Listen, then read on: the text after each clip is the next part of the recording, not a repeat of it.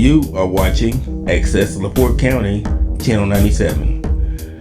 Coming up next is the September 25th, 2023 meeting of the Michigan City Historic Preservation Commission. You can find more information for this meeting by visiting www.accesslaportecounty.org. Okay, well, I think we'll go ahead and get started. Would you please call the roll? Troy Stoughton, Present. Dan Granquist, There. Greg Coulter is here, Amy Bowman, Here. Dwayne Hurt is not here, Gigi McCown is not here, Ward Zimmer here, and Jonas Zimmer. Not here. There's 5 of us. Okay, thank you. And everyone have a chance to look over the agenda for tonight? Is there anything that needs to be added? Not added, but I'd like to make a comment. We have a lot of applicants here, so maybe for this agenda, if we could do the maintenance review later, so we can address their concerns first. Yeah. So they don't have to wait through the maintenance review. I like that, yeah. Yeah, I think that makes sense. So I would move to change the agenda Okay. I'll for second. the certificates to be moved up and before the Okay. maintenance reviews. Okay. All in favor? Aye. Opposed? Okay, thank you. All right, everyone have a chance to look over their minutes from the last meeting. Just don't bring those up. Stop it, Joyce. Just shh. They were fine. She was so concerned they weren't good. I thought. But I didn't actually. No, that is not good. I said, Greg, if you ever do that again, then never, don't do it ever again. Don't put me in a position where I'm. She did fine. No, I did not. She's lying. I did not do fine. Anybody have You're any? still alive. Yeah, well, Fine for your that's- job. Yeah? No, I don't. Don't get the job. No, no, Dan. Any additions or corrections that we need to do to those? All right, then they'll go ahead and stand as approved as we accepted them. So we'll go ahead, any correspondence, Mr. Kyle? No. Okay. We'll go ahead then and go to the C of A, if that's ready. As soon as I get to the right Did step. everybody get theirs in the email? Okay. We need to connect to, I actually got August too in this packet. I got September and August. Remember last month we didn't get our packets? We were all kind of in need, remember last month? So, But did but every, this time I got August and September. right here, he said, And I got August he said this thing right like here? 3 days later than the meeting, right? So it was Monday, so like Thursday, Wednesday or Thursday that week. When I got my packet. And then I was laughing this time. I was like, I don't think this has got another one. there's one city that can't do this. It won't allow me, but I'm Okay. hoping it's not this.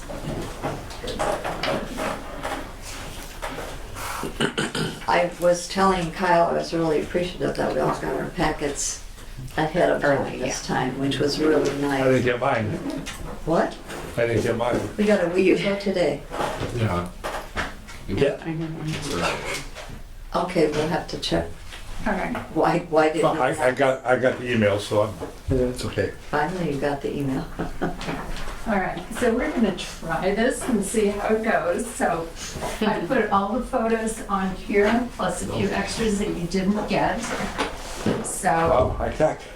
Love it. we'll see how this goes. That way everybody knows that we're on the same topic. So starting out with this one, this is COA 2023-077.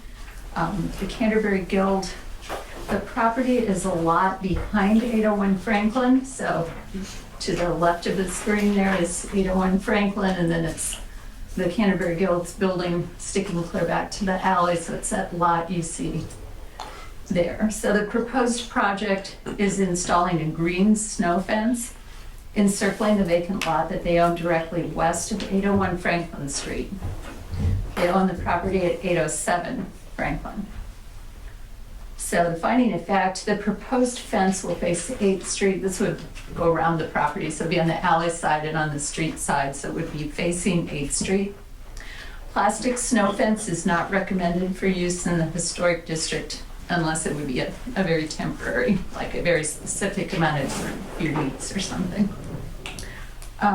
So Staff recommends denial as the fence does not meet historic district guidelines and would suggest that the applicant consider clearing all the vegetation and installing lights to illuminate the property and discourage trespassing.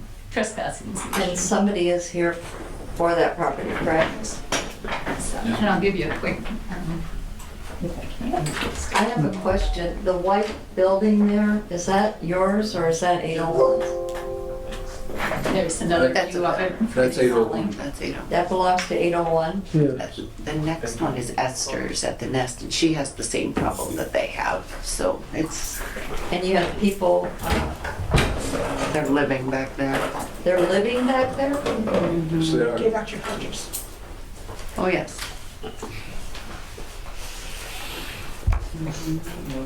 I know you wouldn't want that in your backyard. Oh, no, I know what you're talking about. We have a problem. The owner of 801 is also here. Yeah, I saw him.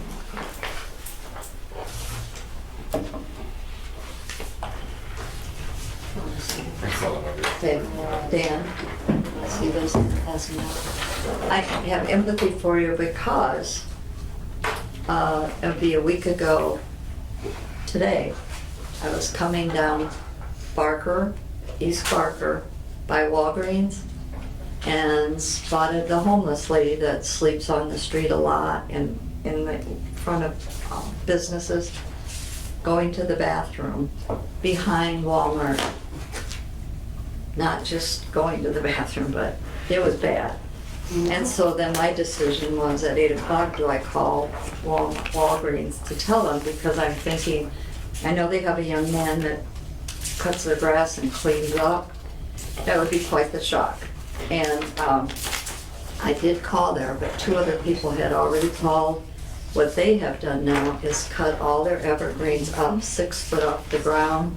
So now she cannot do what she was doing there. And I know that's not the same issue you have, but I did talk to the police department and I did talk to the mayor, and supposedly they are going to start going to these areas. Have you reported this area at all to the police or to the city?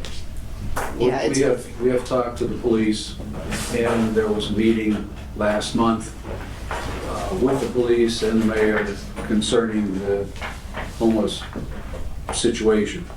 I attended that meeting. I talked to the police chief and the assistant chief. We were scheduled for another meeting next month. But we obviously don't live at the Canterbury Theater. There is no one there. Now that our season is over, 90% of the time the building's vacant. So there's no one there to Come on. spot these people or to make the call. During our season, we had 2 instances where they came physically into our theater. One where the police had to be called, and the other one, the gentleman did leave. But as simply as I can put it is, it's not good for my business. I know it's not good for Mark's business. It's not good for anybody, any business owner downtown. We're a 501c3. We rely on ticket sales and donations. The least expensive thing that I can do is put a temporary snow fence up to just discourage them until the weather turns. Well, I want to tell you, a snow fence is not going to stop them. Those are easy, you just step on it and it falls right down. I understand that, but if they do break in or climb over that fence, they're easily spotted by the police because they are obviously trespassing. Putting signs up, the back of our building has an overhang. When it rains, that's where they are. Sure. And I've got pictures on my phone that I just took tonight of what's under that overhang. They use our garbage cans, they won't even set the cans out. If they just set the cans out, then their beer bottles and miscellaneous whatever would go away. But that's not happening. So we have trash there. throughout, well, you saw the pictures, throughout this lot. There is no restroom except our lot. Right.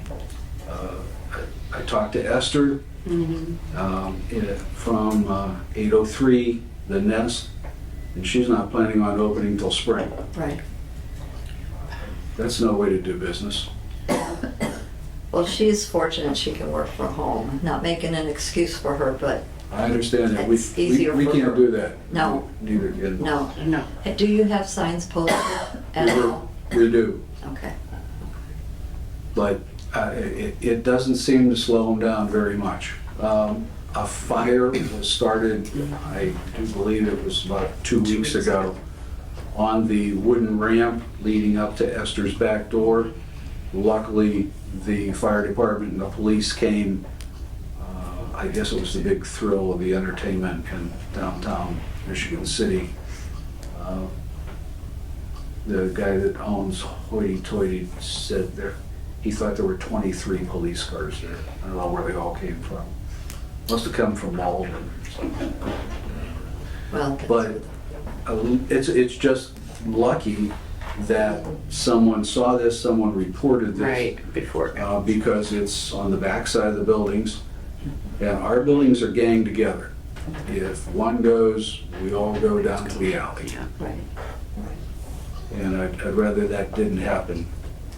What I can afford to do is put up a snow fence. If we could afford a $1 zillion security system and recorders and all that kind of stuff and spotlights and everything, that'd be wonderful. I understand there's some place in the country that is playing classical music.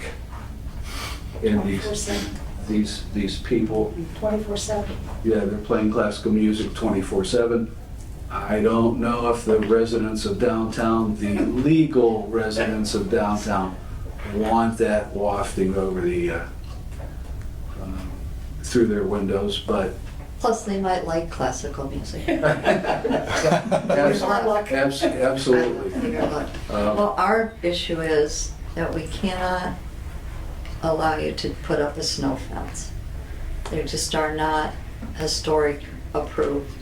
And that's gonna be our issue. And what Deb is saying is if you could cut down all the vegetation and maybe light it a little bit more, maybe that would discourage them.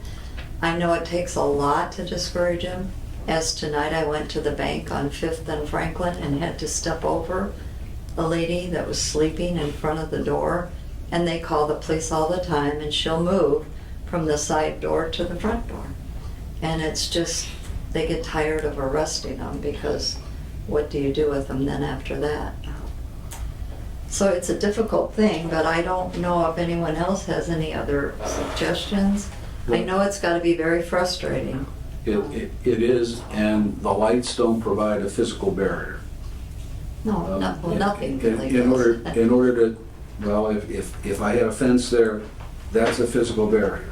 If they trespass over that fence, they are trespassing, and the police can arrest them. I have talked to the police chief, as I said, and this is truthfully the simplest thing that we can do and get people out of there before there's a major problem. We have a double glass door in the back of the theater. We have a glass front in the front of the theater. If I hang lights, they become targets. Oh, Yeah. you wouldn't wanna put lights on your door. No, I was thinking light shining into the lot, off the Yeah. side of the building. Once Have you again, priced out the cost of a fence that would meet the standards? Yeah. I have not, but we have a cyclone fence across the street from us at the church on Franklin Street. St. Paul's. Yeah. Yes. That is one of the cheapest fencing ideas aside from a snow fence. Would that be adequate, or is that, again, not adequate? So when you say snow fence, what is that? What do you? Snow fence is plastic. Perforated plastic Yeah. sheets? Yeah. And you just put a metal post in every few feet? Yeah, every 10, 12 feet. They have that out across from Myers on Meyer Drive on the side, and it's all falling down. Could we, Deb mentioned if it was only on a temporary basis, could we allow him to try it for maybe 3 months? See if that makes a difference? But it would have to come down after 3 months? Or at least. Or come back to or at us. least- Or yeah. 2, or come back and see? Could we try something until it gets cold, Yeah. you know? I mean, like tomorrow.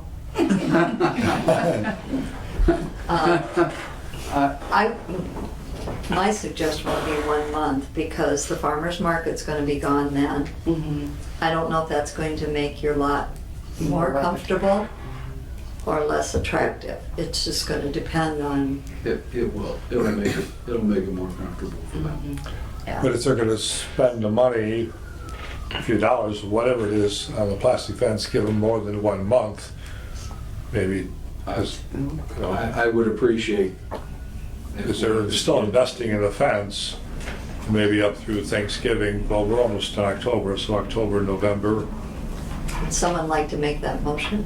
Well, and I think the other thing is the cutting the vegetation is still a Absolutely. must. And you've got to clear that up along the wall There's there quite a few and make it trees. look as clean and vacant as possible, with no hiding spaces, nowhere for anybody to do anything illegal or illicit or whatever. Gross. Mhm. So I would say, so I would make a motion that we approve this temporary snow fence for a period of 2 months, and that the condition that all of the vegetation get cleared out and, or trimmed up or something. Do I have a second? I'll second it. All in favor? Aye. Does Opposed, same. Okay. that sound like a reasonable accommodation? Depends on how much it's gonna cost me to get the vegetation taken out. It's something that I can't do. Maybe have a volunteer kind of rally around the Canterbury. Let's get some. Problem is, my board is my age. You might want to contact PADS because they do have people that stay there that are looking for volunteer work. You might find some Maybe people the high there. school theater group or something. Maybe that. I'll let her sleep on it. Also, Liability would be extreme if someone's No, it's volunteers. cutting down Well, a tree. well, not, yeah. Now, I'm not saying. Not the cut trees, We're just not all cutting the trees down, just trim bushes. everything up. everything Yeah. that's growing on the side of your building Yeah. towards the back. Yeah. And also, Marquette and Michigan City have honor students that have to do volunteer time in the community. And I want to tell you, they do a wonderful job. And those kids work. You tell them what you want done, and they do it. Yeah. All you have to do is sign their paper that they were there and they did what you asked. So if you contact Marquette High School or Michigan City High School, you have to call the principal's office. They will give you a list of kids. We just had a benefit this last Saturday, and we had 7 students, 4 from Marquette and 3 from Michigan City, and those kids never sat down until the day was over. They did a wonderful job, so I would recommend you call them because you're basically, your group is a volunteer group too. It is. And these kids are really eager to help, so I would suggest you call them right away because the weather's still pretty good out. And this was Saturday, and they spent their whole Saturday with us, and not one of them ever complained. So I would. We're trying, right? Okay. All you gotta do is sign a paper with your name and that they were there from so-and-so to so-and-so. As long as they leave with all their fingers and toes. Well, we had them doing a lot. We had a car show plus a bake sale plus food, and they did wonderful, wonderful. I wonder if I should amend, I don't know if I can amend my motion, but should we put a date on it and say that you should come back before us at the December meeting and let us know how it went and whether the fence is effective or not? And then we'll make a decision whether it should come down at that point or we extend the temporary fence. Probably the November meeting before the 2 months is up. Well, I'm saying it's gonna be almost October, it's gonna be into October before he gets it up, because we're almost at the last week Right. now. So October and November would put us into well then, oh, you're right, the December meeting would be at the end of December. Right. Right, okay. So, yeah, maybe the end of November then. He would Okay. know. Sure, okay. Okay, So, Greg, would you mind just adding that we appear Yeah. at the November meeting then? The date might be adjusted because of Thanksgiving at the end, so we'd have to check the date of our meeting. Yeah, Okay, and it will be one of my other board members because my lovely wife's gonna drag me to Florida. oh. Poor baby. Don't come here and poor baby. Sorry, he'll know bad for you. Yeah, that's okay, that's okay. all right. That's- Thank you very much. You're welcome. I appreciate you working with We'll us, try to, because this situation is Oh, I know. absolutely. It's terrible. Great. Amy, And it- Amy has a business down there. Yeah, too, we so were she meeting knows. together, yeah, So she so. knows. If it does work, I hope you'll let other people do the same thing. and also if you could bring back the measurements of the lot sizes, the distance along the lot where you can put the fence, 58 by 59, 58 by 59. So you just need two sides? just off the top of my head. Yeah. No, it's a rectangular piece. Once the alley side is 58, the street side, 8th Street, is 59, and then it's 31 feet to The shed. yes, just past the shed. Esther from the Nest has a fence there that is not. Right here, you can't hardly see it. Okay, correct. And we would just abut to her Come right fence. up to that. So 58, 59, and 31. Yes. And how tall is it? Snow fence is 4 feet tall. 4 feet, okay. And you can see through it, so nobody can hide behind it. Correct. Okay. Correct. And in an emergency, it could be pushed down the post or almost stepped over. Yeah, okay. Which is another concern. It's something that you couldn't do with cyclone fence or something. Okay. All right, thank you. Thank And you. you can either stay or you can, whichever you prefer. It's supper time. If you don't mind. We know that's a, And until this restaurant opens, Right? I know, I'm anxious. Okay, we're going to move on to 606 Pine Street. Is there anyone here representing that? Okay, 606 Pine Street is owned by Ted Booth. It's in the Elston Grove District, rated contributing.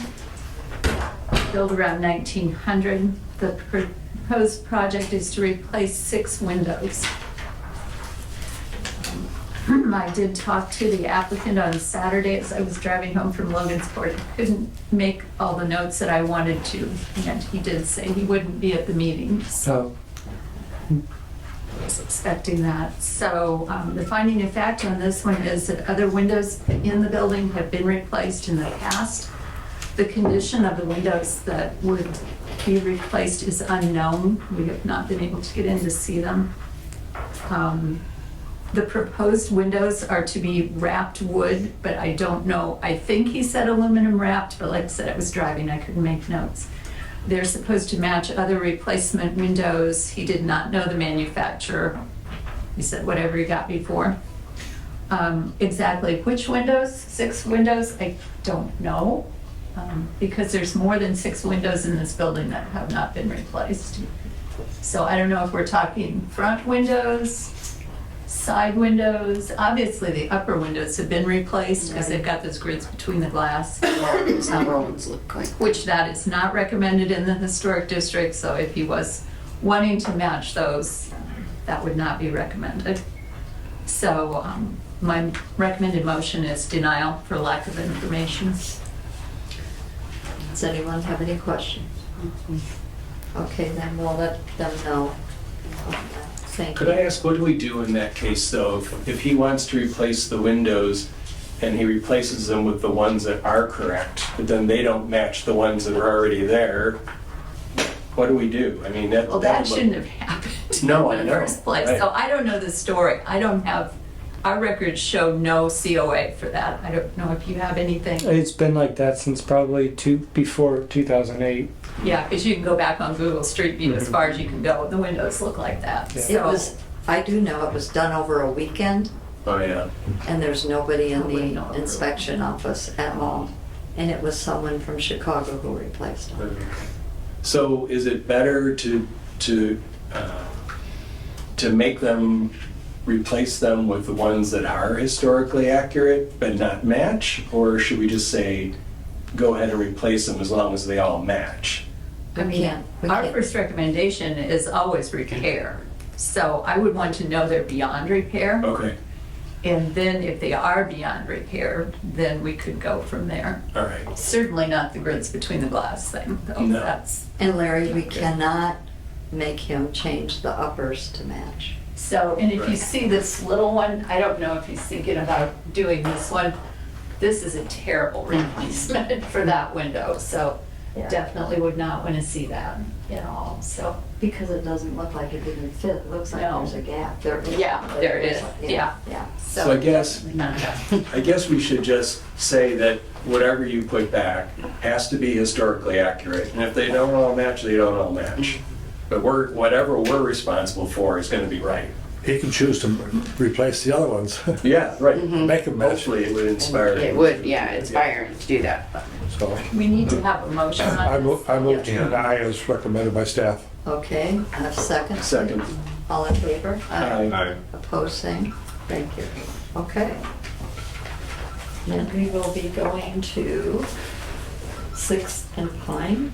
This is the one I forgot to take a picture of. So it's an empty lot. So imagine an empty lot. Trinity Episcopal Church, this is Pine Street.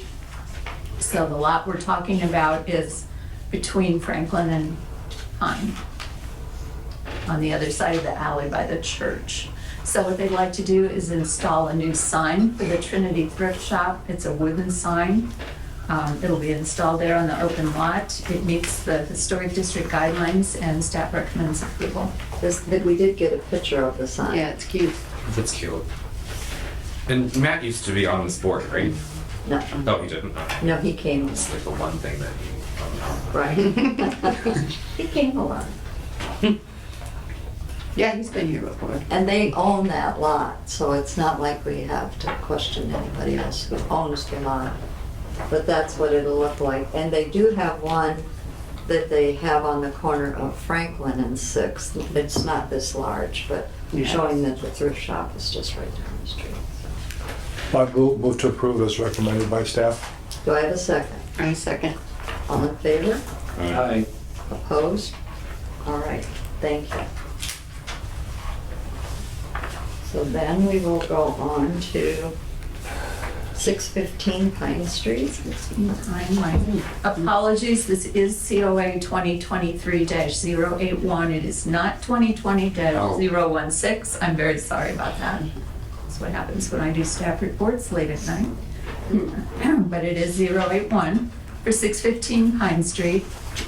The house in front of it is rated non-contributing, but we're talking about this garage that's behind 615 Pine on the alley. So it's a single-story brick outbuilding with a flat roof at the rear of the property. Turn pages here.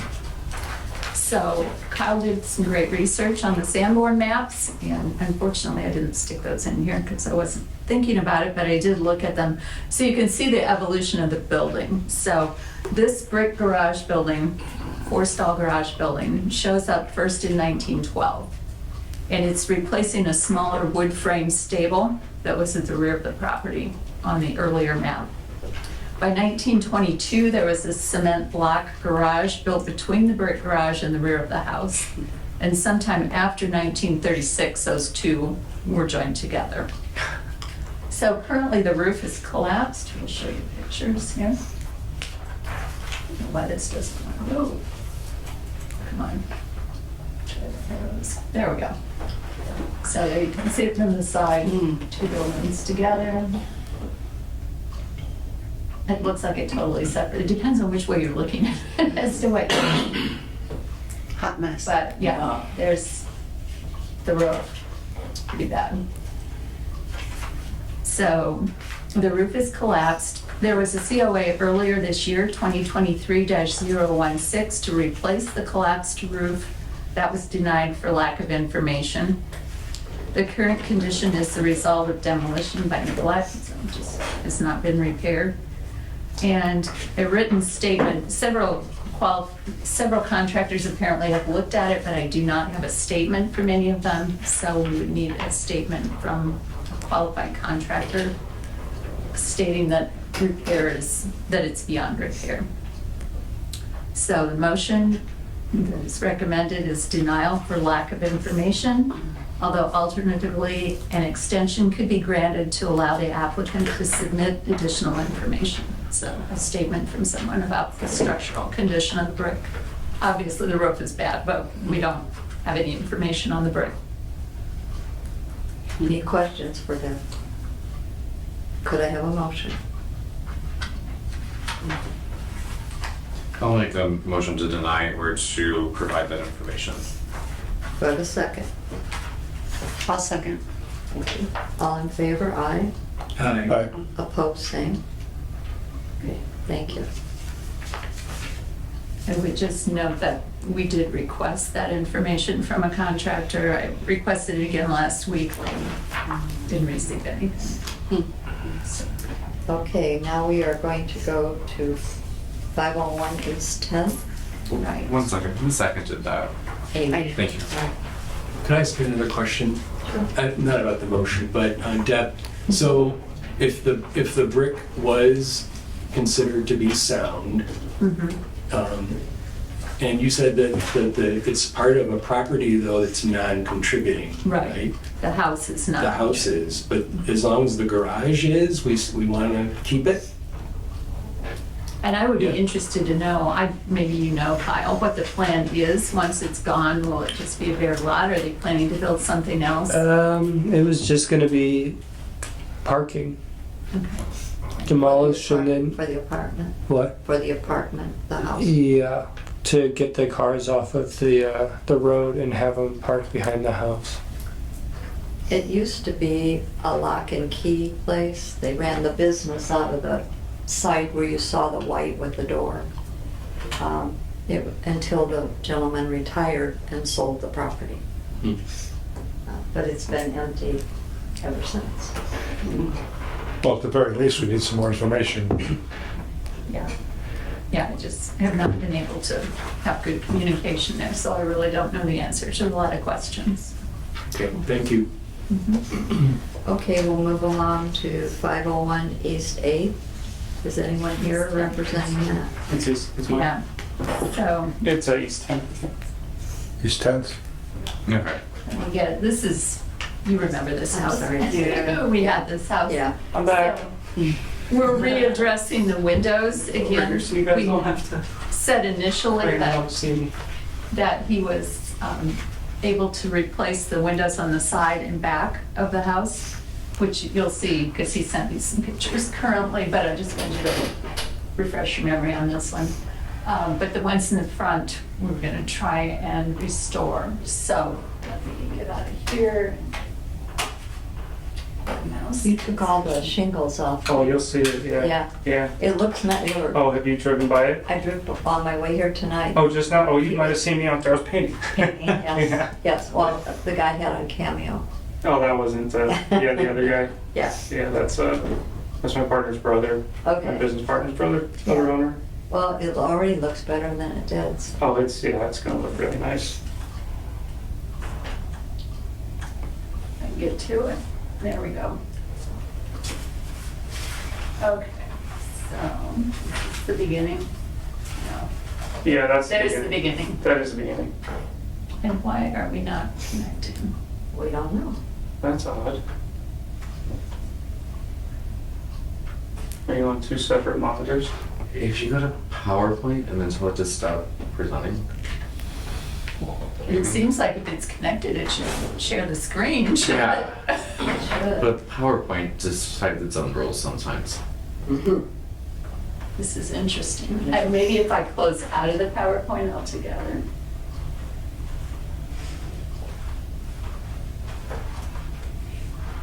No. No. That's so strange. I hate this. Let me try real quick. Yeah, have at it. Get it? I don't know what's. I'll give it one.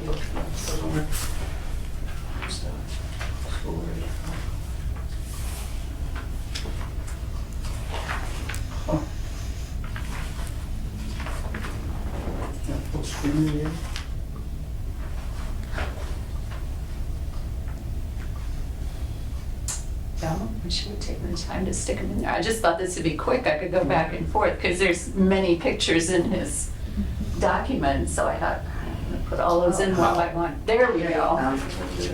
Interesting. It thinks that the computer's over there, so you're. Oh, okay. Well, whatever it thinks. All right, thank you. So, let's see if we can move forward with this. Hopefully, there we go. So he's taken the windows out. Yeah, so Front. the reason that these are first is because initially we were going to try to restore the windows in the front. But I mean, that is, it's labeled, that's the best case scenario for these windows. That actually, I have one other one that I did reglaze and totally finished, but it's the only one I was able to save. So the one before that was, yeah, that was the best. This is okay, but what happens is all that water's been sitting in there for so long where the joints are, that tongue and groove kind of thing, it just disintegrates, just falls apart as soon as you try to do anything. And that is probably pretty indicative right there of what a lot of them look like, especially in the bottom corners, because it seems like the water just sort of pooled there and sat. And so had I known how bad the rest of them were, I might even not even have done the one, but I was only able to save one. That's basically what happens is when you take it out, it cracks right there, and then if you scroll down a little bit more, I should have made it big, it just falls apart. And the other problem is that every single one except for one window was they're all plexiglass because someone broke them all out so long ago. So now when you try to take the plexiglass out, they've been caulked. Seeing and that one's just missing the bottom rung. That's all plexiglass as well. It's just Yuck. they're beyond repair. Unfortunately, the ones in the front are the ones that took the most abuse. These are the sides. So that is just before and after for, that's on the top. That's what it looked like before we painted it, before we put the windows in, or at least before we painted the trim. Bottom, those are brand new Climate Guard vinyls. We kept, I wish you could see a little better, because with the trim that we kept, we didn't remove any trim. We kept everything all original, and painting it like that, it looks really good. If you go down, I think one more is what the whole side looks like now. Let's see. Yeah. So that's the goal for the whole rest of the house. The front windows are why I'm here now, because I'm basically here to beg you to let me do vinyl in the front and make the front look like that. I have at the bottom, the very bottom of this is attached a quote. So this is Climate Guard, as I'm sure you're aware. They're based in Chicago. They're on Pulaski. So that's the up front half the windows. Total was, I wrote it down there a little bit farther. What is that? So I think the total for the Climate Guards was 35, something like that. It's down further down. Oh, 35.90. Where are we looking? On See, Sorry, just what I wrote in text. I didn't. Okay, I was looking for a receipt. I see what you're saying. 35. So that was the first one. I didn't have it on me when I made this. So the whole rest of the house was 18 windows. 18 windows was $3,500. And like Deb and I were talking about on the phone, they're 20-year windows. I mean, they're not going to last 100 years, but they're not horrible. This is the quote from Lowe's for the or not. These aren't the pellets. These are the Anderson. Are these the Andersons? No. Or these the pellets? These are the Impervias. Impervia, the fiberglass. So the fiberglass pellet Impervias are $1,000 a window. So just to do the front windows, that's before tax. That's $6,700 before tax. We can't afford that. Just it's not a matter of if or wanting to, it's not in the budget, we just don't have it. And now we've sort of taken the risk of pulling all the other ones out, and we've done, I mean, you remember, I was here last time, so we did do what you guys asked. We took all the, that horrible shingle siding off. We painted it historic color. You were right about that. The siding was, for the most part, it was fine. It needed some minor repairs. We feathered in some boards, but other than that, it was fine. So I've spoken with Deb. Basically, I'm pretty sure at this point, I can't get you guys to let me have all vinyl windows in the front.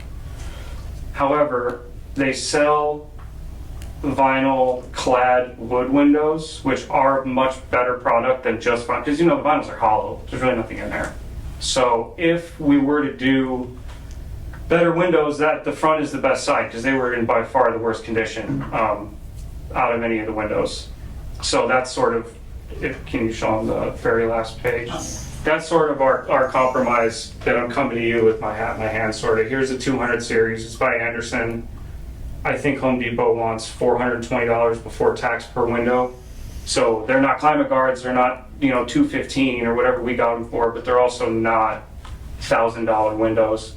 The guy was pretty, the Anderson reps are all, this is the best thing in the whole world. But he did say these are 40, 45, 50-year windows, something like that. They'll be good for a long time.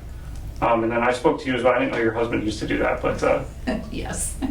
So, and I would agree that the Anderson vinyl clad window is a much better window than it used to be. There used to be real issues with the vinyl delaminating. That doesn't seem to be nearly the problem it used to be.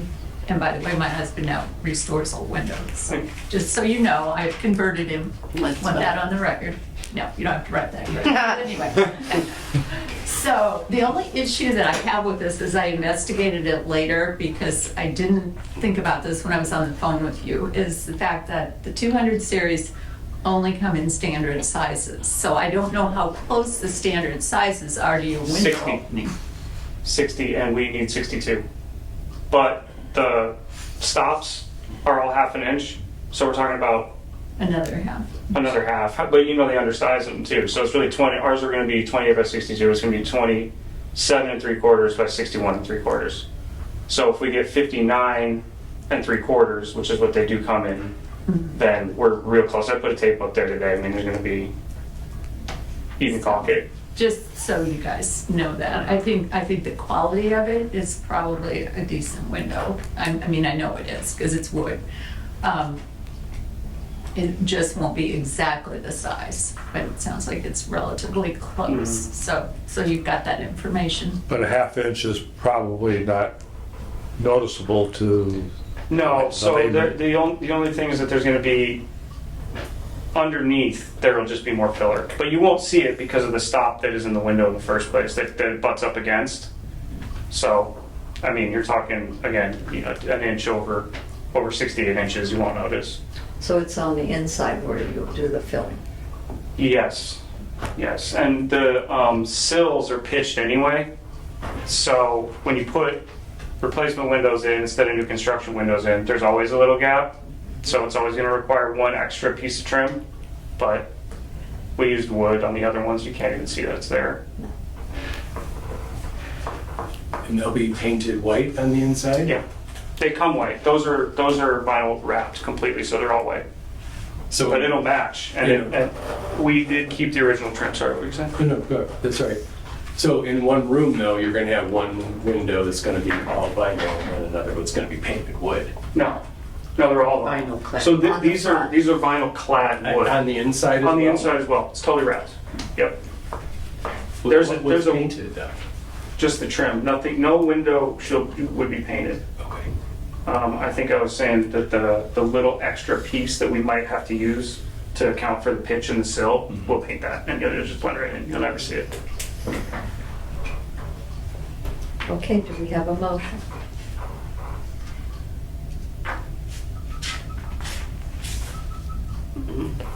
I don't know how to say it, but I make a motion, we accept that option. I feel that it's the best one, and I make that. I'll second the motion.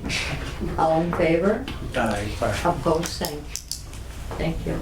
Thank you. Okay, thank you very All right, much. see you next time I need something. Thank you for working and repairing. Keep up the good work. All Yep. right. Bye. Bye.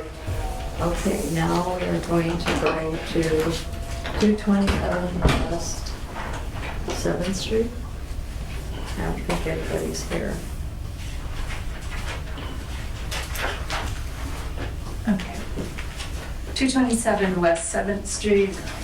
Get that off of there, so just, It's the house behind Barker, I think you all. yes, you've seen it before, but Yeah. I was hoping to get his diagram. Hopefully you got the application that has the print with the site plan. So what they're looking to do this time on the project, I'll just hold this one up, is to build a new deck off to the side. And this isn't the right one, sorry. They had two proposed designs. This is the one they're actually going with. So the front of the deck will be even with the back of the side porch, so it won't extend any further than that. So they're gonna come out here. This will be a composite deck. Correct, correct. And so you brought a sample? I did not Did have a not. sample of Okay. the composite depth, but I did bring a sample of what the railing would be, Okay. something around here. So this is a sample of what the railing would be. It would be an actual gloss white, which would match that. That would go on composite deck. The composite deck is something that we would use on, that deck is already part of what's been approved for the handicap railings and for handicap ramp that goes on the front of it already. Okay. So that's what he's looking at here. Then they would be doing a little landscaping area, green space in front between the deck and the sidewalk. And then this large empty lot right now would like to turn into a parking space, 14 spaces. I believe it's 14 remember? parking spots within that area. And that would go up to the alley. So they'll be adding some landscaping along here, redoing the curb edge, a little bit different sidewalk configuration, and then a fence, thinking about Yeah, something like it's- this. Yeah, that's a pictorial of what we're trying to go with. Again, the approval was by the foundation itself. But yeah, it's going to be something similar to either a wooden type fence or the metal railing fence with columns and periodically through. So that particular design of fence is almost identical to one of them that we have. It's a pre-approved fence design in the guidelines. So that's what they're looking at for there. So that is the project they're bringing in front of you. So staff recommends approval. It meets the guidelines in every area. Motion to approve. And then I have a question. Sure. The city has approved you removing that bump out into the street? Yeah, we've talked with Skylar, and what we're doing is there's a lot of driveways there, so we're going to take and redo that whole section, put in all new curbing all the way in front of the house that's there. Great. And redo that so that it'll actually help to keep the traffic that's coming down the alley, keep them out into the road better. Okay. Good. Yeah, great. I'm sorry, Dan, go ahead. Okay, we have a motion to approve. Do I have a second? I'll second it. All right, all in favor? Aye. Aye. Opposed, same. All right, thank you. It looks very nice. Thank you very much, everybody. you. Have a wonderful evening. Thank you for all the continued work there. I appreciate it. Thank you. Yeah, we're Have a good very, evening. very appreciative of everything the Barkers are doing. Yes, Thank you. thank you. Okay, so now we are going to go back to our maintenance. Or did you want to talk about this? You didn't. No, that was just showing the different window sizes in the 200 series, which I didn't know what size their windows are. I had no idea. When they only Okay. come in standard sizes, sometimes they're vastly off. It's happened to be fairly close. Okay, well, we're going to go to COA for 408 East 10th Street. Is there someone here representing that? Kyle, do you have? Yeah. COA 2023-074. This was, he came before us last month in regards to some work that he had been doing and tried to kind of fix what he was doing without permits. So in this case, he came, kind of talked with me and Deb. So kind of it was the retroactive denial, work with staff to get approval. So what he has decided that he's going to put wood back where he had removed, and then paint the front of the building. And so it was approved because it was a in-kind repair for wood, and then paint to kind of match the existing. We're still working with him in regards to coming up with a more permanent solution for the storefront. Okay, anyone have any questions for Kyle? All right, then we're going to go on to 321 East 7th Street, the roof there.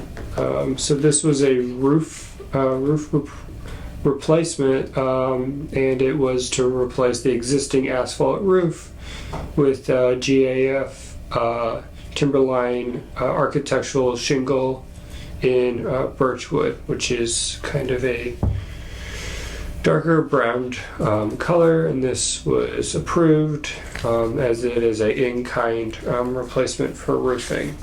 Okay, The we're going to 525. so the next one is COA 2023-076.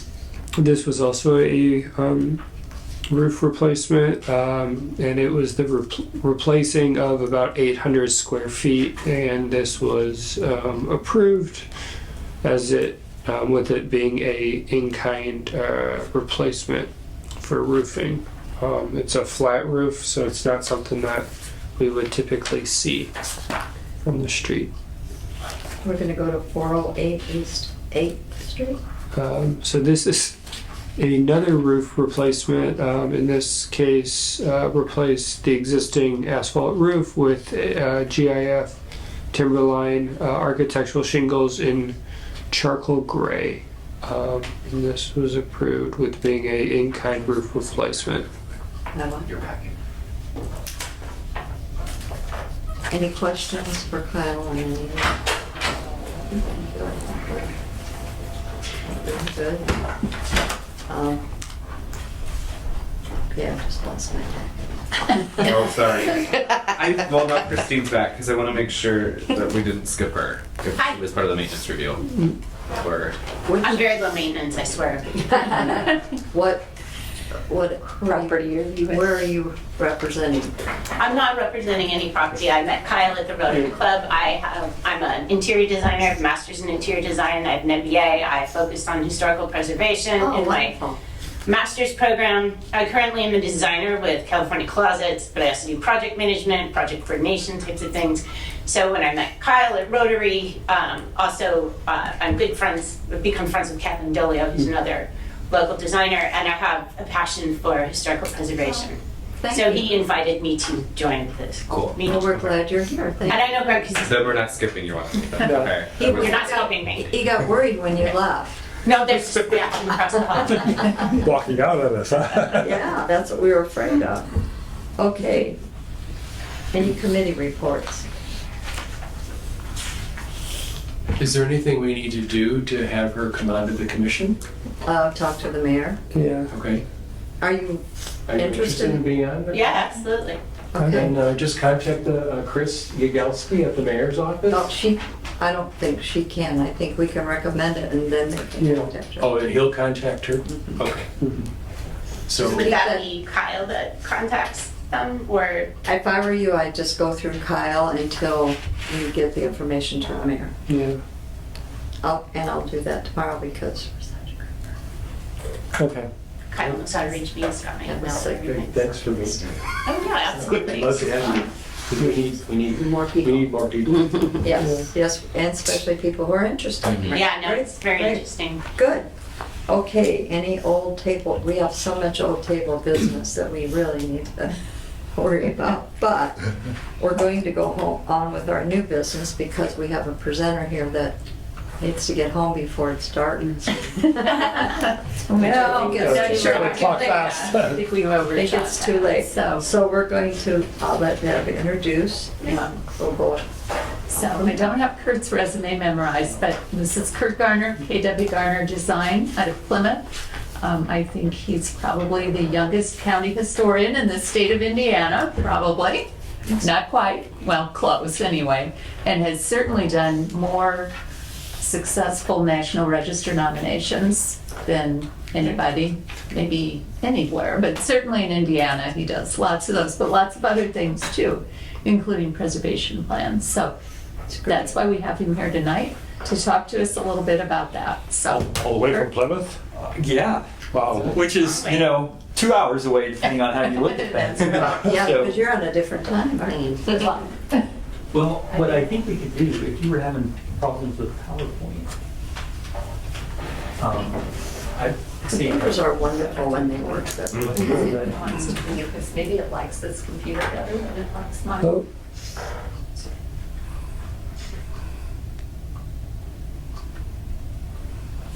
Oh, we got something going. It likes that. You guys get whatever presentation you want. Let's see, shall we randomly? We'd rather you picked. We could pick the one, one forever, right? What would you like to share with us tonight? I hate the, I know, I'm so old school. This is just sad. We like There old is a school. mouse. Okay. Yeah, that's fine by me. Nothing wrong with old schools. This is why you will know that I'm not the youngest county historian in the Seaboard. I really feel like all of my men are It's like, significantly older. oh yeah, there we go. Look at that, great. Oh, neat. So, Deb contacted me about this, and I actually worked quite a bit in Michigan City, and but I want you to know, I mean, I'm going to show you some projects that I've done here, but the reality is, if I'm working with you guys on a preservation plan, and I ask Deb, well, what is it exactly they're looking for? I mean, it's going to be tailored, it's going to be customized, and so what you'll see, there might be some things that might interest you that would be part of maybe what you would think about, but remember, when I go into a community, I'm not bringing the same song and dance, because every town would be different. So this is just a little bit about me. I started in business in 2008. I've got an architecture degree from Andrews University, and Andrews actually, I think, came to Michigan City and did some work here through the urban planning program. And I'm a map geek, but that's the general services that I do. But I've worked throughout Indiana, and so I've worked in all but 16 counties in Indiana. So and celebrated 15 years this year. Congratulations. Thank you. Yeah. So this is actually what brought me to Michigan City the first time, and so I'm a fellow named Jim Gray, and I co-founded the Michigan Road Byway, State Byway.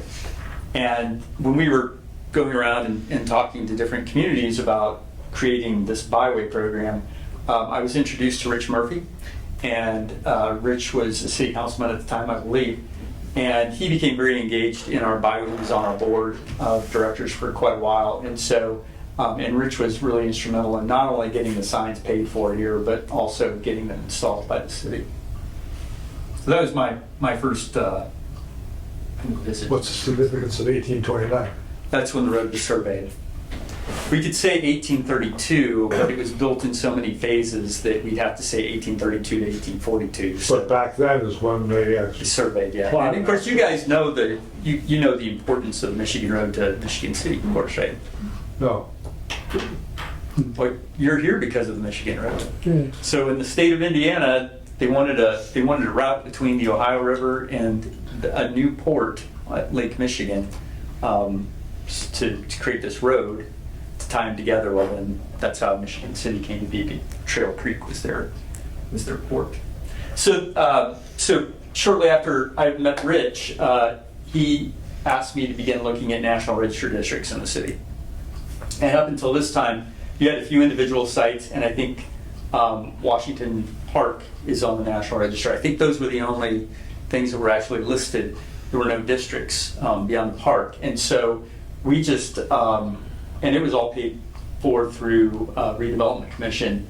They saw it as an economic development opportunity. And so, including Elston Grove, all 3 of these districts were listed in 2011. And then I was hired to do like the historic markers kind of project with that. So you probably have seen those in the various districts. And, you know, Rich and the Redevelopment Commission really thought of that more as, like I said, an economic development opportunity. But I'm going to tell you guys something. I should have mentioned it to the young man that was here with the greenhouse. You know, don't forget, if you're having people come in and you know, getting COAs, and they're doing work and it's more than $10,000 on their own personal property, they can get residential tax credits. And so you be sure you point them in that direction. It's interesting, South Bend kind of did it the flip way around. They had all these local districts, but they had very few National Register districts. And so they're going through now, and they want to make sure that when people come to them for approvals, that they actually have some incentives to direct people to. Makes sense. So 20%, you know, residential credit is nothing to, you know, sneeze about, and federal credits as well. So, you know, if you have a business on Franklin, in the Franklin district, it'd be the same kind of situation. So then after that, I was hired to do like a historic structures report for Washington Park. And then that led to the restoration. That was such a fun little project. Yeah. The most expensive roof I've ever put on anything. Restoration of the little greenhouse building in 2017. And then here's just a couple other projects that I've been involved in more recently. We listed the Frost House in 2018. I was involved with Crumlish and Crumlish to do the exterior restoration on Lighthouse Keeper's House in 2020. And then Tryon Farm, I've been working with them for a while. We did a preservation kind of plan for the barn, feasibility study preservation plan, that led to a National Register nomination, that led them to applying for a state historic preservation grant. And so right now we're just waiting for the state to approve contracts on that. So that'll be moving ahead with restoration on the barn. Any questions? So, like I said, preservation plans, I mean, it's really up to you to decide what you want out of that, right? Because I'm going to talk about, I don't know, 4 or 5 different things, and each community or each organization kind of chose a slightly different path, and that's fine. And I'm going to go kind of chronologically, but I'm going to go backwards. So this was the little community of Greendale. You know where that's at? Lawrenceburg, Indiana. So it's actually a historic suburb of Lawrenceburg.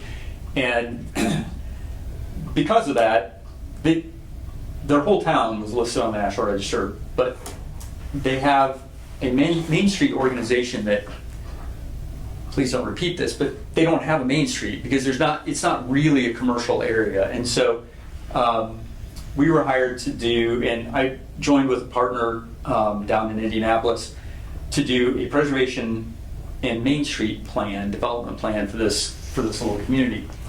And so what we did is we kind of surveyed the whole area, and then we kind of went region by region and said, all right, what makes sense? How do you build up your community? So we did both preservation, like, okay, here are your resources that you really want to try to preserve and incorporate into a Main Street kind of composition. And then Neil, who's an architect and just does fabulous work with infill, then he came along and he introduced, this is how you build spaces into the areas that you're missing things to kind of reinforce the National Register district. So they're most famous if you ever cross over into Indiana by Cincinnati. You know what, 74? Is that 74 that comes here? You see Seagram's up on the hilltop, the distillery. That's what makes Greendale famous. Yeah. the little town of Buchanan was hired there to look at a couple of things. They have 2 natural register districts, but they wanted to expand some of, like they have other resources besides just a couple of districts. And so I was hired to come in and help evaluate, all right, what are some very specific individual resources, churches, structures that are in need of help? And then what kind of path should you take by listing districts? So we kind of went by level of priority or importance. And the thing that got that kind of started was the old Clark Equipment Complex. It's there. I don't know if you're familiar with Buchanan, but it's quite a presence in downtown. That's being renovated, and so they captured some Michigan tax credits in order to do that project. But that's kind of where it started, and we're just kind of checking off districts as we move along. This one was interesting. So Clarksville, which is another kind of, actually it's one of the oldest towns in Indiana, but it really feels like a sleepy suburb of Jeffersonville, kind of New Albany.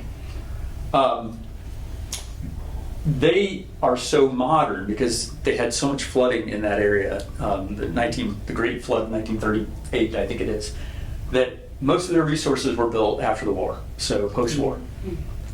None of those are labeled as historic districts. So they hired me to come in and actually do an evaluation of kind of post-war housing and where are the historic districts that are eligible. And so Clarksville, the one that's in red, was the only National Register district that they had, but they had a Historic Preservation Commission and they really wanted to, kind of like what South Bend is doing, kind of guide people with some incentives.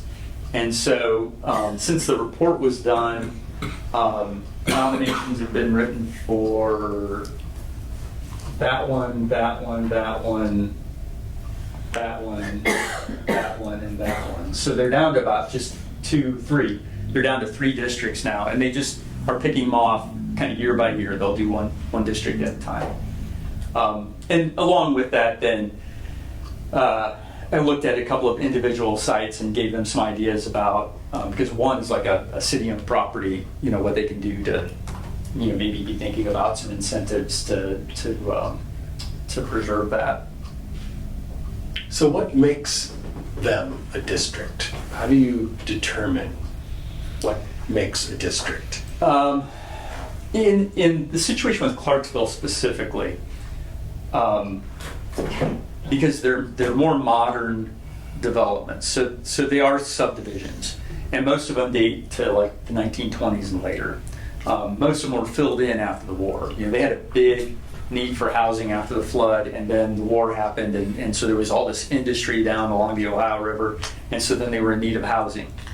So what we did is survey the area and like, okay, this is what seems to be a compact district based on typically subdivision lines, or like plat lines. Okay, so what's platted?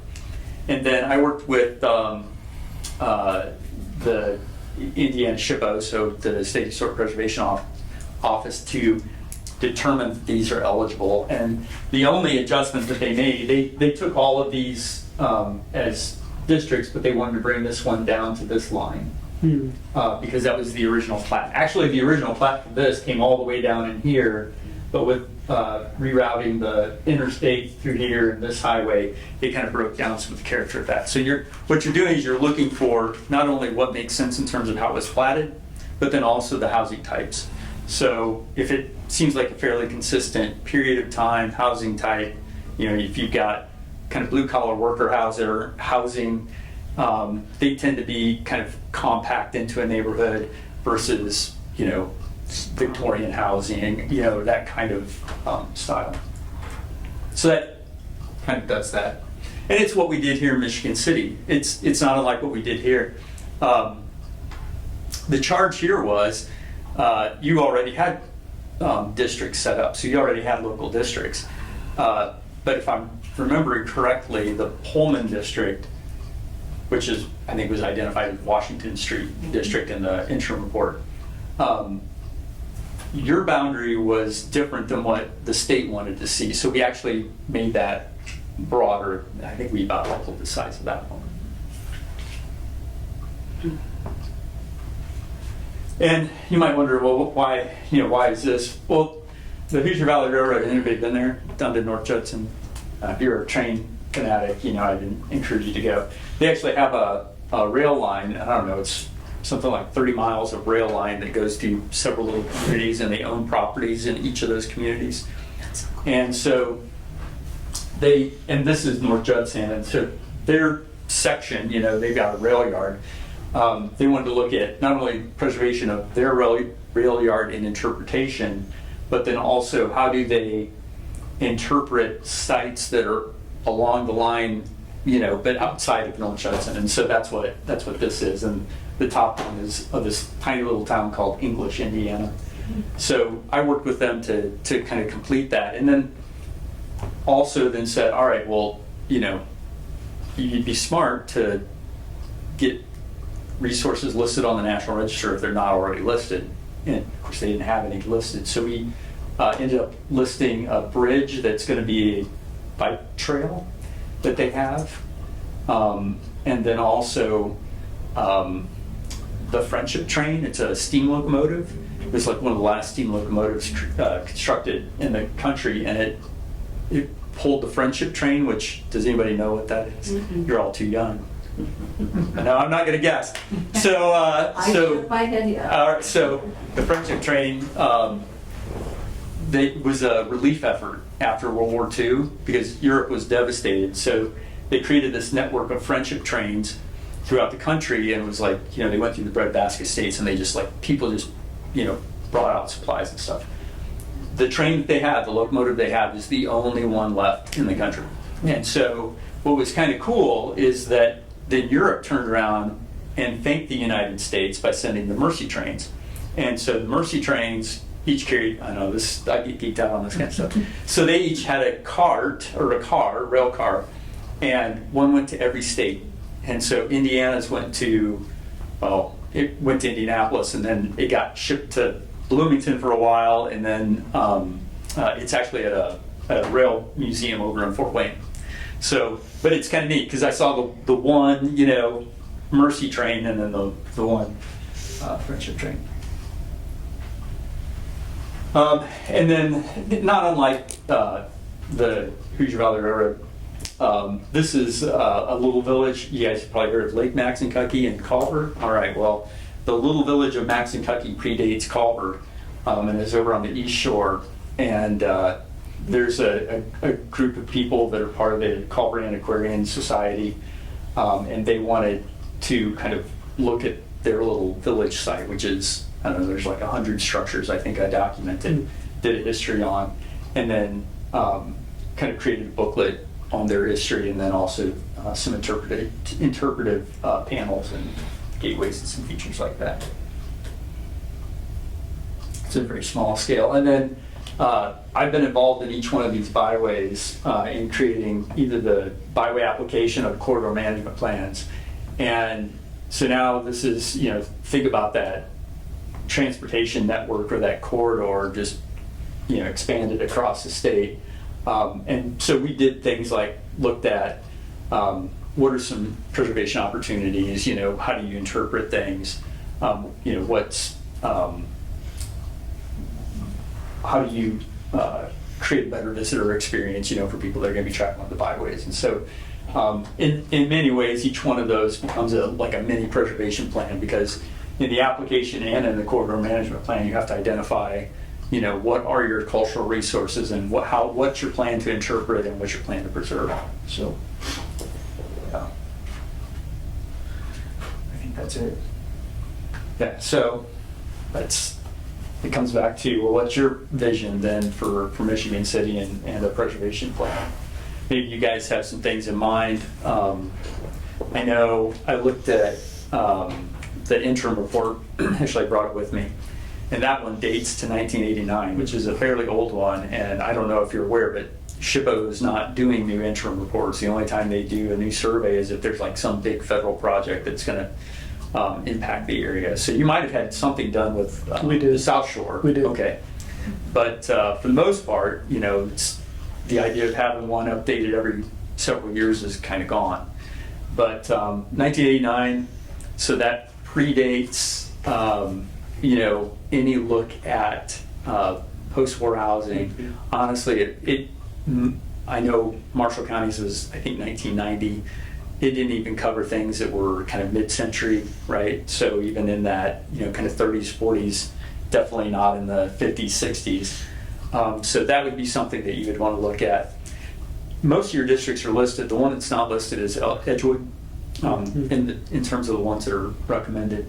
So if you're thinking about it in terms of National Register, you might need to think beyond just what is in the book. You might need to think, okay, well, what are our more modern mid-century kind of developments that should be noted? And I know Edgewood, but then just to the southeast of Edgewood is kind of that mid-century modern area, which there's some fantastic homes in there. And so something like that would be something you would identify. And then also, certainly even within your historic districts, you probably have some buildings that you kind of look at and are a little concerned about, the future of those buildings. And those would be things that I think you would also want to consider. So at a base level kind of preservation plan, I would look at probably national, what do you need to have listed yet? What are your areas that, potentially have some eligibility? And then also, what are some very specific sites that you have concerns about? That's probably kind of the base level type of preservation. Interpretive kind of panels and things like that, it can follow with that. But when they put the signs up, it kind of did that. Mm-hmm. But yeah. Do you have any questions? What are some of the benefits to the community for getting one or more sites listed in the National Register? It's the tax credits. It's just what I mentioned here. That's to the owner. Well, property owner. So yeah, so if it's a residential property, they can get 20% on their project. If it's a for-profit, they can get a federal credit that's 20% on their investment. And then if it's a nonprofit, was that gentleman that was here, was he with the Barker Foundation? Is it the last one? So they might not pay for that railing, but if the Barker Mansion needed, I assume it was the Barker Mansion, if that needed additional work, well, then they could apply. Well, they are on the list. They are on the National Register. Then they can apply for grants. And those are 50-50 matches, 50,000, 50, 60,000. But that's to the property owners. So what benefit to the community? To the community? City? It's have a designation on the map. I think you can market it certainly as kind of a tourism. It's economic development. I get hired by Main Street organizations, municipalities to do nominations because they might not have a an incentive program themselves, like a financial incentive program. But kind of the baseline of what they can do is say, well, we'll get properties listed or we'll list a district so that, you can at least take advantage of the tax credits. That's actually how all this happened with Elston Grove, because they were looking at the Zorn Brewery and then the Franklin district. Franklin is the Ward building, right? The Ward building. That is what actually prompted that. So it was kind of this idea that, let's have all the tools in our tool belt, right? You hear that oftentimes with economic development, and National Register is just another tool in the tool belt. So what would you think we, as a committee or commission, should do to say to you, can you help us with this? What would be our first steps? I think it's maybe, thinking through what are some specific things that you might want the report to address, because that would tell me then how to kind of come up with a proper fee, because I don't want to have you guys pay for something that you don't need. So that's probably the first thing is what do you see are the things that makes sense to do. I said baseline is probably some kind of evaluation. Are there other districts out there? Are there specific sites? There's one building, I'm not going to say it's in Elston Grove, but I watch that building all the time, and I think it may well be the oldest building in town. And I don't know if you know which one I'm talking about, but I think it could be, and it's quite a fabulous building. So I'm not. It's in Elston Grove. But it's in Elston Grove, and I go by it every time I come to Michigan City. I always try by it just to see what's happening. Actually, I want to catch somebody outside of it because I want to go inside. But yeah. Is it on 8th Street? No. Oh. You said historic is 50 years or older. Freezing. Right. So from now. I'm so glad I brought a sweatshirt. I'm so glad I brought a sweatshirt. So when I did Clarksville, that was something that they asked me. They said, okay, we think that there's some modern development that should be considered. And Clarksville grew so quickly that they just have an inordinate number of subdivisions that were created in the 60s and 70s. And I said, look, DHPA is not going to, the SHPO, the state is not going to want to entertain 20 subdivisions that were done in the 70s. So to Clarksville, I said, let's look very specifically at what your immediate post-war kind of subdivisions look like. And that took us into, Beechwood is the newest one, and that was developed in 1958 and was sold as you get to live in the country, right? And it was the first subdivision that was kind of sold that way. And so the state found that eligible because it was the first of kind of idea. But we've talked about establishing some more districts, I forgot what they're called. Right, our local historic districts, especially just south, because it ends at the railroad tracks. Now Elston Grove ends at 11th Street. So since they're doing that and putting that big development in at the train station, now looking at that next section of Franklin Street going south, which I think a little bit of that is on the National Register, just about 2 blocks. What's the Catholic church that's one street over? On one street that way, and I think it's 2 or 3. St. Stan's? Yes. yes. That's in the Parker, or excuse me, not Parker, the Haskell. Yeah. Okay. Oh, it is? That's in the district. It goes down and maybe just 1 block beyond that. Oh. But it doesn't continue Franklin that far down. I think it ends 1 block or 2 blocks south of the Right, tracks. so I was thinking just across. The local district ends at the railroad track, but the National Register goes just a little beyond. So we're thinking we need to locally designate kind of follow the same lines. I mean, and maybe a little farther, because if that's going to be a new area of Development. Population, pretty intense population once they get that apartment building built, then those buildings, commercial buildings, probably become more important. yeah, right. So Yeah, there's like specific areas, like I know between the South Shore, the state prison, like I know that there's some hot button kind of Right. things. If there's areas that you're like, what's going to happen here, in the next 10, 15, state 20 prison, years, certainly, it's a. and that's a concern of yours, then that would be something that you would want to have me include, looking at that for, potential uses or whatever. I think we talked about some of the modern homes also down there, because there are some really cool. Oh my goodness. Just amazing. Yeah. So, and that's a place where we aren't going to fight people on wood windows.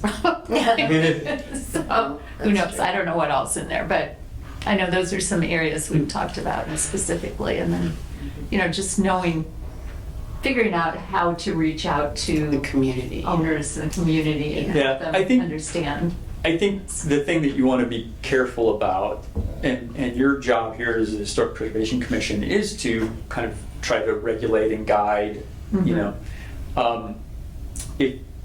it's different than South Bend because I'm being brought in kind of after the fact. Well, there's no more regulations because you already have regulations there.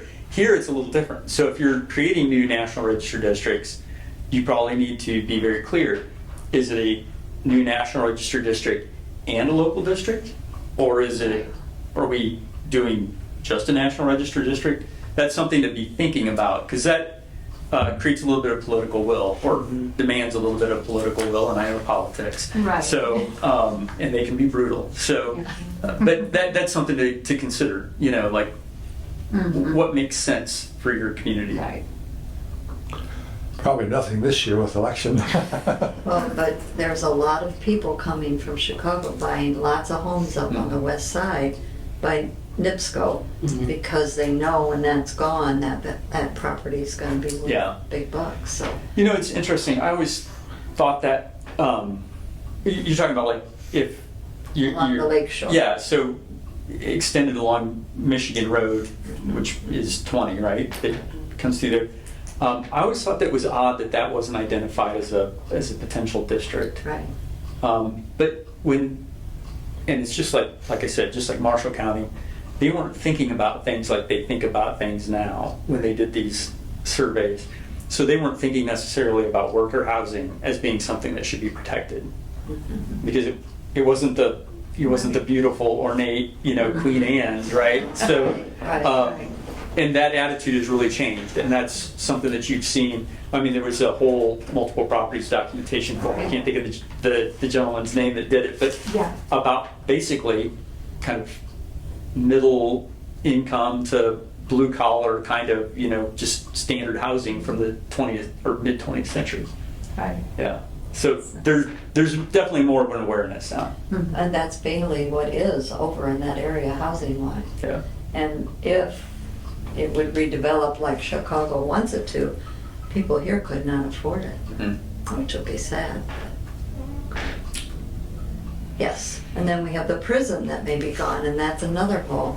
My aunt and uncle lived out that way, and I know their house was just a plain little old house, like you just said. Yeah. And the people are calling numbers to try to get you to sell your house before you even think you want to sell it. So it's going to happen. We just don't know when and how bad it's going to be. But you're right. We do need to think of if there's something we can do. We need to do it. Well, yes, what the first step is, and I think that's just a conversation that you guys have among yourselves, or you know, you go home and kind of think about it, and then work through Deb or whatever, and let me know. Well, probably we should, Deb and Kyle just come up with a big map of Michigan City and then give us some information about this, that, and the other thing. In your spirit. What do we think about? I have more spare time for that. Planning projects are fun because you get to envision things, right? You know, and it's, you know, nothing against the COAs, but I know that can be mind-numbing because you're like, oh, you know, we're looking at windows again. But, you know, that kind of advanced kind of thinking, forward thinking about what do you want your community to look like, and what are the things that you want to make sure are preserved and handed down to the next generation. And that's what a preservation plan is for. The really difficult part, though, is selling it to the community. Right. People see it as a roadblock and as something that's going to cost them more money and prevent them from developing and improving their property how they see fit. So that's part of what needs to be in the plan, is how do we sell it to the community, and why, like Dan said, what are the benefits? What are the benefits to the individual and to the community? So that's why you have public meetings and get informational kind of gathering meetings, which we talked about doing in Logansport. Every single one of those, the ones that were involving communities, I did the same thing. We had listening sessions, took notes, and the plan's evolved. You know, you hire me because I'm the expert, but I don't know your community as well as the person who lives here, and so they're going to guide me in a different way than what I might originally think. But that's the idea, is that, you know, you have a couple of different, you bring them in, say, and this is how you sell it, because if everybody agrees that, you know, I don't know, the ABC building needs to be saved, or that needs to have a high priority, it gets really difficult for politicians, I used to be one, to actually like step back and not say, oh, hey, the community thinks that's important, then that's something we need to look at. And so I think that's the way to kind of handle that. And then once that information's been gathered, usually I do like a draft report, then get it out there, and then we have another meeting and say, okay, this is what you told me. Did I hear this right? Does this look right? So that usually there's always at least two meetings. I almost feel like we need to get the alder persons on board with us so that they can go into their communities and sell it and help us sell it. So it's like, rather than going to the public and then having the public tell the alder people, we should go to the alder people, get them on board, and then have them try and sell it to their wards. Yeah. I was on Plymouth City Council and was on Plan Commission for 9 years, and so I know that kind of nitty gritty kind of the fun part of it. So what you're saying is spot on, because I always had neighborhood meetings, and then that's what I took to the city council meetings and say, well, this is what my neighborhood wants. So it's But you see, that makes sense. Things don't make sense. No, half the time they don't. It's going to be a lot of educating. Yeah. I think the key thing, especially since you already have historic districts, is to talk about those financial incentives that are out there.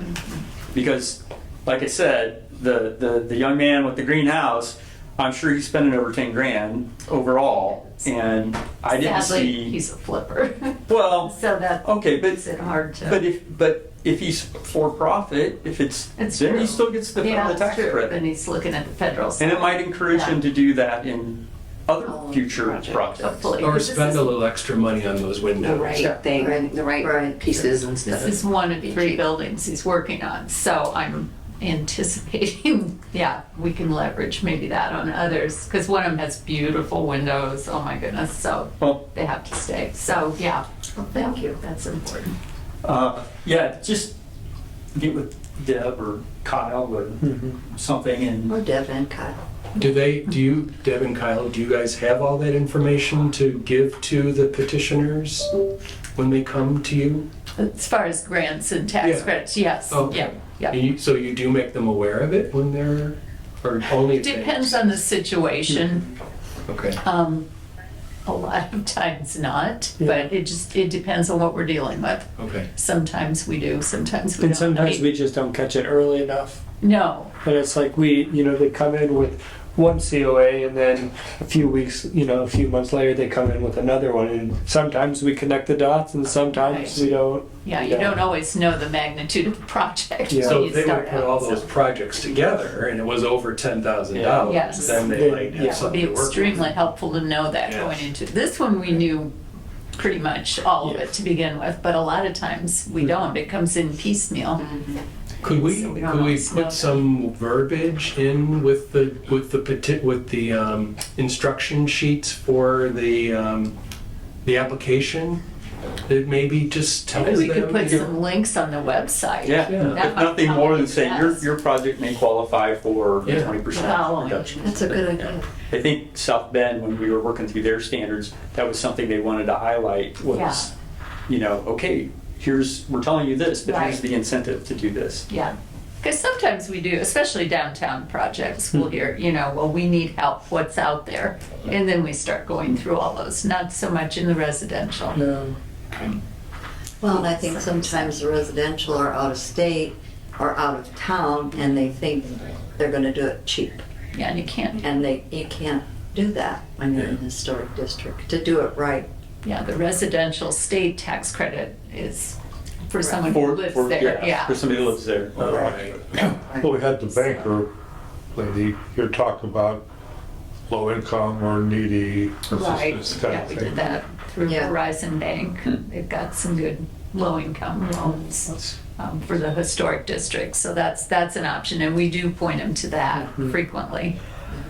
So there's those things, and then we've been talking about starting the paperwork to be a CLG, Oh, so then that opens the door for more grant yeah, opportunities. actually, then it's, well, at least not the tax credit doesn't change, but the historic preservation fund Right. changes, so you Yeah. get 60% instead of the 50. Yeah. Which is sweet, and it goes up to 75,000. I know. Isn't that great? They finally figured out it costs more. to- Things cost more? Yeah. How about that? Amazing.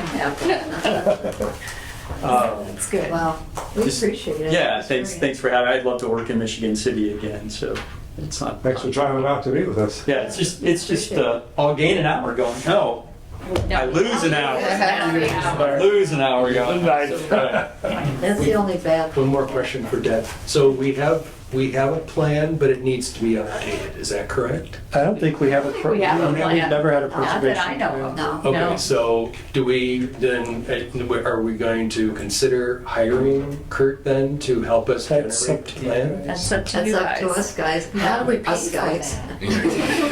Well, so we would need a proposal from Kurt then to generate this plan for our city. Yeah. Well, and did I not hear you say that we have to have some general idea of what to tell I think you? it would be helpful. So we 'Cause if we it's have- wildly different than what I'm thinking of, then I doubt that it is. And I have, some idea about what it would cost, but it's gonna be more helpful. Like if you're talking about multiple meetings, then I need to, Yeah. figure that out. Or different aspects that I just wouldn't quickly think of, then I would need to know that. I don't think I know enough to say Not- what I want in the plan or not. Well, maybe we think this over for another month and come back in October, everybody with ideas, unless we have 17 COAs again. And then we can hash it out a little and bit what- and get a direct idea of what we've got in mind and if we Okay. want to pursue this or not. I have a suggestion. What if we either came a half an hour earlier? Could Yeah. people do that? Yeah, Just so that we could maybe do that first yeah. and then get on with our That meeting? Would that work? Limit the time. I know. because the meeting But if we starts had at 7, ideas that's that not we a could bad get- idea. Yeah. If we had Keeps us on ideas track. that we could all bring Yeah. and get down, at least so that we have some guidelines to go by, I think that would be helpful then to give to Kurt to tell us. So would it be possible, in one of your earlier emails a while back, did you send us some examples of Yes, I plans? did. Okay, so I probably Yeah. have that. Yep. So if. After you'd listened to that webinar on preservation plans, Yeah. and then I sent some of them they referred to in there, and some of them Okay. were hugely elaborate, some much Right. more simple, so I don't think we're looking for hugely elaborate, No. but I think we need a plan, because Yes. we're not real focused, I don't think. So we could start by looking at one of the simpler ones Mm-hmm. perhaps, and then that would help generate content for Yeah. what we could talk about Yeah. with Yeah. Kurt. Mhm. Okay. That'd be great. Okay, All right. Thank you. Okay. Kurt. Thanks, guys. I'm gonna head home if that's Thank you. great, thanks a lot. Did you get your Yeah, keep flash drive? I did. Great. Safe travels. Thank Yes. you. Thank you. Christina, what was your last name? It's Schneider, SCHNEIDER, N-E-I. NEI. Thank you for coming. Appreciate it. Well, thank you for having me. It's really interesting. He's really interesting to listen to. Yeah, He was. is. He really Yeah. is. He's just so down to earth and Well- yet very knowledgeable, And so. he's got, He's very passionate about yeah, I was just gonna say, Oh, he yeah. has the passion. He That's does. something that has to consume you, or you just Right. Right. Yeah. Yeah. Absolutely. We can discuss that. All further. right. I did mention at state conference, they ran into the guy from the state that is in charge of all the CLGs statewide, told him you guys were considering it. He was very excited to hear that. He said Michigan City started towards that. They have most of their paperwork done years and years ago, and then it just Oh, my gosh. fell apart. They never finished. So he said, that'd be great if they want to come back and do it. We'd love to see that Do happen. we have the paperwork around somewhere? Kyle, did- Not the, well, the old stuff Yeah, would be not the old stuff. way out of date now, because you but have would to, it be good to it know? really wouldn't be helpful, I don't think. We want to start fresh. but- Was there quite a lull? I mean, or was there a big gap for years where this, like, committee never commenced? Or, I think, you know, I mean, but I it don't seems think like they ever did much. Okay. Yeah. Just Well, curious. Just did whatever. A very good way to put it. Okay. Yeah. But they set the districts up back in the 80s or something, The 80s and 90s. something. So there's a lot of work initially, pass the ordinance, get it all set, Right. and then it kind of fizzled out. Fizzled out, Yes. There's not good record keeping. Yeah, there's not good record keeping, so So- we don't really know. We don't know, because we really don't, what all happened. So now we have better record keeping because Yes, that's a nice way to put it. Very true. Well, you kind of do, and that's important. Oh, yeah. Well, I guess when it goes through multiple people and when they leave and they might not leave all of the deep pertinent information that they should be leaving, I guess, for the next folk. That happened a lot, Yeah, that's which is sad. a bummer. It's sad for the Michigan City. Right? right, exactly, because it sets us back. It seems like we're, Oh, yeah, we're like, yeah, we should have been 30 years. yeah. Yeah. I do have one quick little plug that I will put in, just Okay. because we are having our Century Progress Tour. Indiana Landmarks is at the Indiana Dunes this weekend. It's sold out in less Yeah, than we an can hour. get back to in those, August. right, yeah. I know. But we are lacking volunteers. And volunteers, if they work it's named 4 hours, but if they work half a day, the other half of the day, they can take the tour for free. Twist my arm, I don't show. So if anybody would be interested in volunteering, we will be so grateful. When is it? When is it? This This weekend? Saturday. Be here. Yes. Yes? Okay. Okay. You are the, thank you. So what are the times? I think it starts. It starts at 8. We send some information on that? Yeah, I can send you guys information. I Take will- pictures. Make sure to also include the training. Is that for the Friday. Yes, yes. 30? What's happening on Fridays? The training for the, There's training to be the volunteers on Friday, if you can get to it. If Yeah. you can't, we will send you information, but we would be very, very happy. I'm volunteering to drive to St. John, Indiana to see the Gardens of the Gods. What time on Friday? Yeah, what time on Friday is the training? The training is at noon, but like I said, if you can't make the training, we will work with you. Where We'll is send you the the training? information at the Indiana Dunes Visitor Center on State Road 49. Okay. I will send you a list. I thought I had it here. it also includes lunch.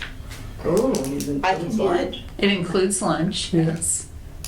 Okay, what they're looking for, they need people to help in the parking lot, show people where to be.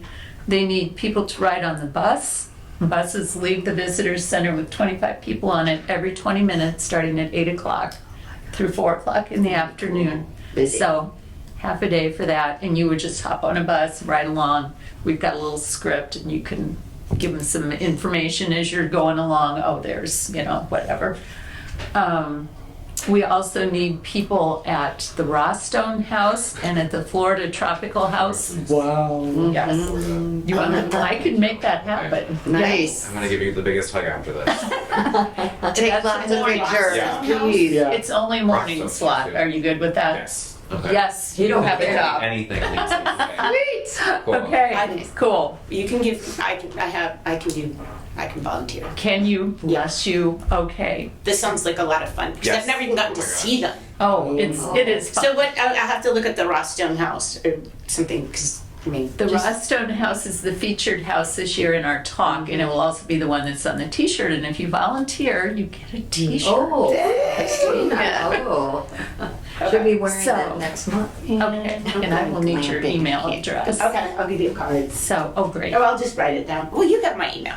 Yeah, I do. Yeah. Yeah, if anyone else Did is you have my interested, personal I'll send an email, right? email Yeah. out to all of you just in Please, case somebody says, oh my. Either way, I got your couple minutes. Yeah.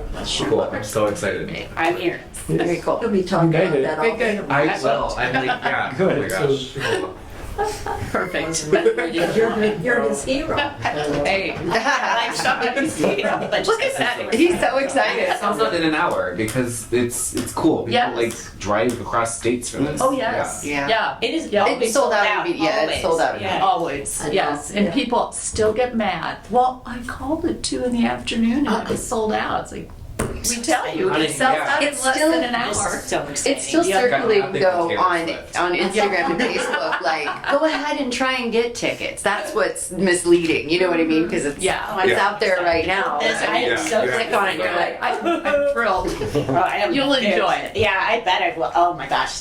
It's I was so gonna good. do this. I'm so excited. Yes. She's as excited as you are. I won't know I'm at the like- last minute because I got prospective Architecture openings nerd. and things, so I'm not sure. Okay. It's cool. Yeah. Well, Well, you know where I live. I mean, you can let me weirdo. know. I like it. Send a message out. So Kyle will be there. Yeah, I will. Oh, He's a good volunteer. and which one are you volunteering? I'm at the I forget, because I've only got it's the log cabin one, Cypress. the Cypress House. That is a I was at the Roskstone last year, and I It is not. needed to move to a different one. For some reason, I had it off on the calendar anyway, so I don't have to work or anything. Well, so. perfect. And you don't have Works to out worry really because well. tickets are sold out. So. Oh, this is gonna be fun. Yeah. Joyce, I don't know if you're gonna do it, but what is the date of our next meeting? Because wasn't gonna be moved from, I think because doesn't Thanksgiving, This is October. it'd be the day before. the Monday before Halloween, the 30th, right? Or no? I'm looking. Or no, it'd be the 23rd? Oh, that's the one. It's the 4th, right? It would be the There's 5. 23rd. Oh, 1, 2, it would be the 30th, the day before Halloween. Is it the 30th? What? The No. 23rd. 23rd is our meeting. 23rd. Yeah. Did I not say Is it the that first? 4th? It's the 4th, Monday? it's the It's the 24th. 4th. Yeah. Fourth Monday. Is that okay with everyone? So I don't know why, but for some reason I had it down and then I shifted it to Thursday, the 26th, for some reason. Did we not move it? That's how, no, we didn't move it. We didn't move it? No. Oh, Not Thursday. My No, mistake. not It's the to it. 23rd. All right. So it's the 23rd, Got it. October Okay. 23rd. Do we want to say 5:30? Is that all right with everyone? Yes. Sounds pretty fun. And then our first part of the meeting will be doing the planning. Okay. And I did thank Kyle for seeing to it that we got our packets, except that Dan didn't get it. But it was really nice to be able to have that, to have the time to go around and look at everything, and I really appreciate that. I'm sure everyone else did too, so it's great. Okay, 5:30 on October 23rd. Any other business that needs to come before? Just a follow-up comment on the motion to revise the agenda when we have COAs. If we have visitors and representatives here, it'd be nice to get them done first, now we can sit through the maintenance. So Thank you for- if we can change the, Can't we just change that order? Or do we need a motion to change that order? I have no idea. All right. Do I have a motion to change the order of how we conduct the meeting? Which we would move the... Yes, I like that motion. Okay, we're gonna have the COAs be before the maintenance review. Do I have a second? I'll second that. All right, all in favor, aye? Opposed, same. Done.